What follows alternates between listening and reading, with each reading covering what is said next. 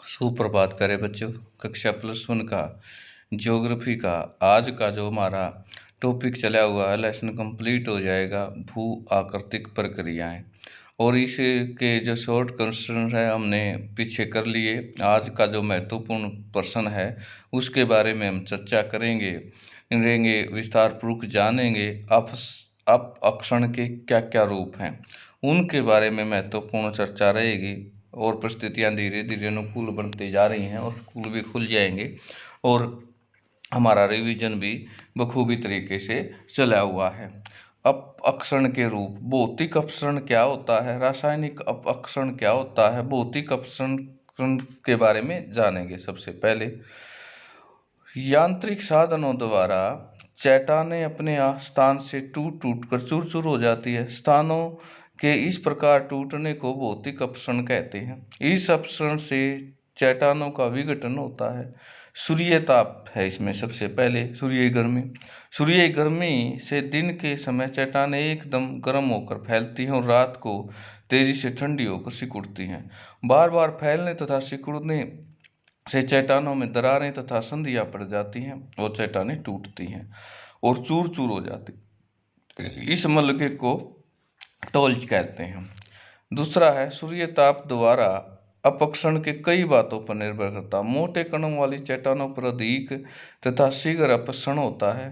काले रंग की चट्टानों पर अधिक अपक्षरण होता है। पर्वतीय ढलानों पर मरुस्थलों में अपक्षरण बहुत महत्वपूर्ण है। पाला, पर्वत व ठंडे प्रदेशों में पाला अपक्षरण का एक महत्वपूर्ण साधन है। चट्टानों में दरारों में जल भर जाता है और यह जल सर्दी के इस कारण रात को जम जाता है और जमने से पानी का अपक्षरण 1 से 10 गुना बढ़ जाता है। जमा हुआ पानी आसपास की चट्टानों में 2000 पाउंड प्रति वर्ग इंच दबाव डालता है। इस दबाव से चट्टानें टूटती है और यह मलबा पर्वत की ढलान के साथ श्रेणी के रूप में जमा हो जाता है और हिमालय के पर्वतीय प्रदेशों में ऐसा होता है। चट्टानें बड़े बड़े टुकड़ों के रूप में टूटती रहती हैं। वर्षा का जल बहते हुए पानी का रूप धारण कर लेता है तथा कई प्रभाव डालता है। मिट्टी कटाव, ढलान भूमि पर नदी घाटियों में वर्षा पानी उपजाऊ मिट्टी बहा कर ले जाता है तथा मिट्टी कटाव की समस्या उत्पन्न होती है। उबड़ खाबड़, मूसलाधार वर्षा के कारण जल नालियां तथा खाइयों में बनकर बंजर व अस्त व्यस्त धरातल बना देता है। जैसे भारत में चंबल घाटी। मिट्टी के स्तंभ क्या होते हैं कि वर्षा के प्रकार में नरम मिट्टी कट जाती है परंतु कठोर चट्टान एक टोपी का कार्य करती है तथा मिट्टी के स्तंभ खड़े रहते हैं। जैसे इटली बोल्जानो प्रदेश में, हिमालय की स्पीति प्रदेश में।